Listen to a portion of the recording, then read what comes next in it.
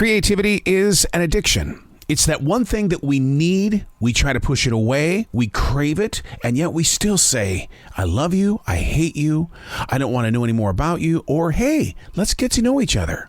Unplugged because we will always say yes to creativity. Totally Uncut because we all make mistakes. So turn it into a tool. This is Arroe Unplugged. Hey, it's Arroe, and this is Defrag. This is where we question the questions, and the answers that we get, we question those as well. I do this on a transition walk through a forest in South Charlotte, North Carolina. The idea is to come here and use the universe as an energy source to take, not to do so for self, but to take so that we can learn as one. This is Defrag. What I want to put focus on this time around is something that I heard from Stephen Furtick, and he goes, when we wake up in the morning, we brush our teeth so that our breath doesn't stink. When I wake up in the morning, I brush the way that I think, because by 10:30 there will be a meltdown. Brushing the way that you think, that's our subject today, because it's that process of thinking that gets every one of us in trouble. I'm very guilty, and so is my wife, and we openly talk about this all the time, that we tend to write a story before it happens. Being a professional, that live stage is everything to our hearts, and so what we try to do is plan for every bad scenario. And the more and more I think about that, the more and more I feel like that we're just setting ourselves up. It doesn't matter how prepared you are, if you are facing the potential of there being a bad storm, you're actually going at it with lesser energy because you're worried about the performance. How many years have you been in this? What is your backup to the backup to the backup? It's always with you, and yet you carry this fear 3 and 4 weeks out of something that hasn't even happened yet. And trust me, the place that you're going to do the performance probably isn't even thinking about you. So learning how to brush your way of thinking so there won't be a meltdown by 10:30. To hear the pastor talk about that today really put in focus why I take these transition walks, because it's a form of brushing the way that I think. I have multiple personalities, or I've been doing research, and the research shows, no, you don't have multiple personalities. It's not schizophrenia, and it's not a personality disorder.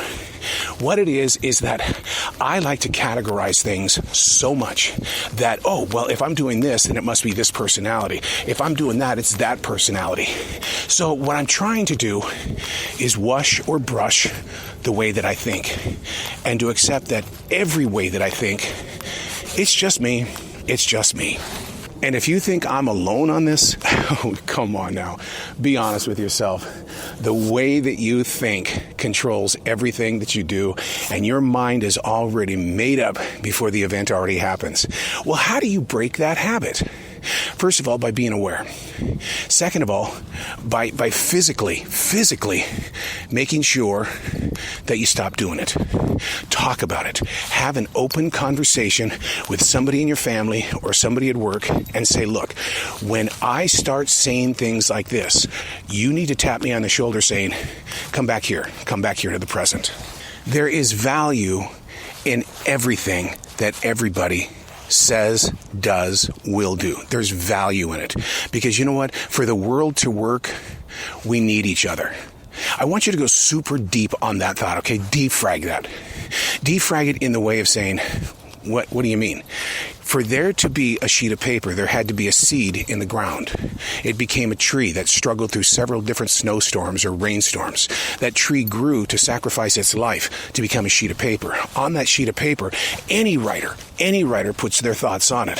The reader receives it. You see what I'm saying? There is a continuation to all things. One of the mantras that we learned in martial arts as I grew into a 3rd degree black belt was learn to love all living things. You can say it all day. I've learned to love all living things. But the question is, do you believe it? Did you activate it? Do you trust it?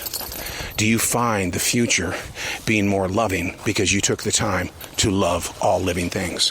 I think what I found very interesting about that comment from the pastor was he said, brushing the way you think. He didn't say scrubbing. He didn't say getting in there and digging things out. He didn't say have an operation on the way you think. He said brushing. But I'd like to put something else to it. And I don't have anybody's permission to do this, but not only should you brush the way that you think, but I think maybe you should floss in between the areas that you think.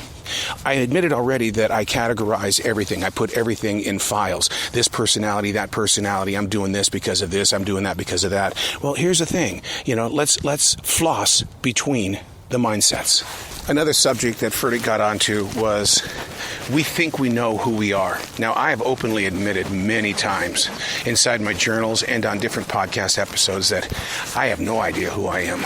29 years of daily writing, you would think that I would get a glimpse of who I am. Yeah, that ain't going to happen. But what you do is you learn to identify that the personality that you think you have is nothing more than a pattern. So what is your personality? What is your pattern? Getting in there with that floss in between the way you think, and you start to see who you are and not what you are. And who you are is what really inspires others to do what it is that they do. He gave an example today of, if you stand around judging people all day and you find laughter in that, that's the way you think, and you find that that's comfortable to do, and because it's entertaining. So if you're hanging out with people and you're judging others, you got to put yourself in their shoes. What would happen if you were on the receiving end of that? When you floss in between the way that you think, you start realizing the pictures and the patterns that you're painting for others really give people a reason to judge you. But then again, it's like it's just you, and then we write you off as just you being you. And it's something that we should practice every day. Like I journalize. I have a morning journal and I have a defrag journal that I do. And what I'm doing is I'm getting in there. I'm getting underneath the things that, because at surface level, we will sit there and paint a picture and rewrite the story. We'll make everything look pretty because I see us do it on social media where we do that. But the thing is, though, is that beneath that surface, beneath that image that we are putting out there for other people to see, we all want to be accepted. We all want to be loved. But there's some dirt going on, and it's decaying just like your teeth. And so all of a sudden you go into the dentist, they're going to say, we're going to have to do some work. What do you mean? I brush every day. Yeah, but are you flossing in between the way that you think? So trying to put yourself forward is an act of trying. I don't know if you've ever done this before, that when someone says, I'm trying, put a penny in front of them and tell them to try to move that penny. They usually end up moving the penny. Put it back and say, I said, try to move that penny. And they end up moving it again. So this time around, what you do is you set it all forward. You go, try to move that penny. And they move it. See, when you say that you're trying to move it, then go into the physical action of you're trying to move it and it won't move.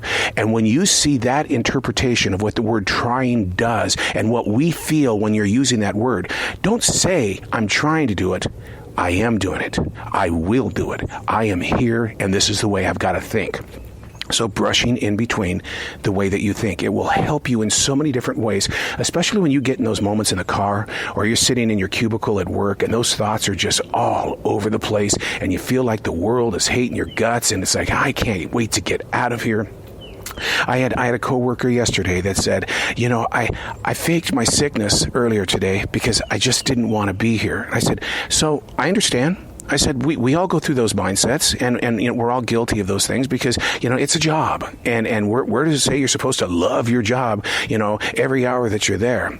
But now that you've been here and you've shared your smile and you've felt other people smile, how do you feel about the idea that you stayed here? No, I'm glad I did. I'm glad I did because I do feel a lot better than what I did earlier.